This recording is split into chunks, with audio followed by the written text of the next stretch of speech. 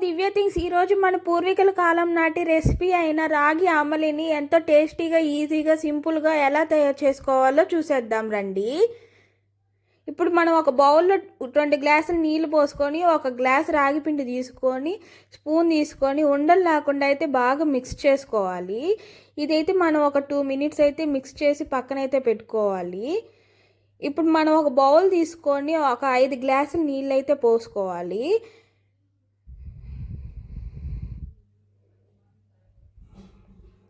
5 గ్లాసులు నీళ్ళు పోసుకున్న తర్వాత మనం స్టవ్ వెలిగించుకొని అయితే మనం బాగా మరిగించుకోవాలి. ఈ మరిగే లోపల ఏంటంటే మనం పెరుగుని తీసి పెట్టుకున్నాం కదా, అదైతే బాగా జిలుక్కోవాలి. జిలుక్కొని కొంచెం దాంట్లో వాటర్ పోసుకొని ఇంకా బాగా జిలుక్కొని ఉండలు లేకుండా పక్కన పెట్టేసుకోవాలి. ఒక ఆనియన్, ఒక పచ్చిమిర్చి అయితే తీసుకున్నాను. ఇది సన్నగా అయితే కట్ చేసి పక్కన అయితే పెట్టేసుకుంటున్నాను. ఇలా అయితే సన్నగా అయితే కట్ చేసుకోవాలి. ఇప్పుడు ఈ లోపలైతే మనం బాగా నీళ్ళు అయితే మరిగిపోయాయి. రాగి పిండిని మనం కలిపి ముందుగా అయితే పక్కన పెట్టుకుంటాం కదా, అదైతే వేసుకొని బాగా మిక్స్ చేసుకోవాలి. అది వేసుకుంటూనే మనం కలుపుకుంటూ ఉండాలి, లేదంటే ఉండలు కట్టేస్తుంది.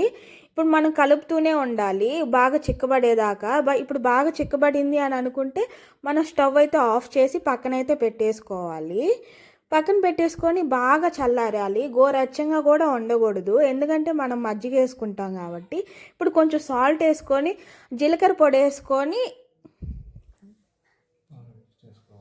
బాగా మిక్స్ చేసుకోవాలి. బాగా ఉండలు లేకుండా అయితే మిక్స్ చేసుకోవాలి. మిక్స్ చేసుకున్న తర్వాత మనం జీలికి పక్కనైతే పెట్టుకున్నాం కదా పెరుగుని, అదైతే వేసుకొని బాగా మిక్స్ చేసుకోవాలి. ఇది మిక్స్ చేసుకొని కొంచెం మనకి సరిపోకపోతే మళ్ళీ మజ్జిగ కూడా వేసుకోవచ్చు. నేను మజ్జిగ అయితే వేసుకోలేదు, ఓన్లీ పెరిగే వేసుకున్నాను. ఇప్పుడైతే మనం రాగి అంబలి అయితే తయారైపోయింది. ఇప్పుడు గ్లాసుల్లో అయితే సర్వ్ చేసుకొని మీకైతే పచ్చిమిర్చి అయితే అలవాటు ఉంటే వేసుకోవచ్చు. నేనైతే టేస్టీగా ఉంటుందని చెప్పి పచ్చిమిర్చి కొంచెం ఎర్రగడ్డ అయితే వేసుకుంటున్నాను.